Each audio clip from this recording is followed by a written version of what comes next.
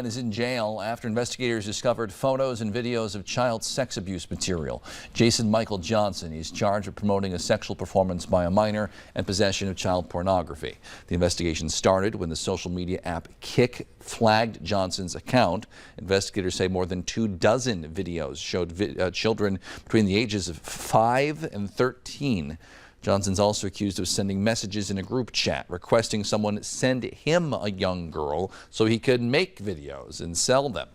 He was arrested yesterday in a Fargo apartment. Investigators say he admitted to sending the messages on the app but denied having sexual contact with children.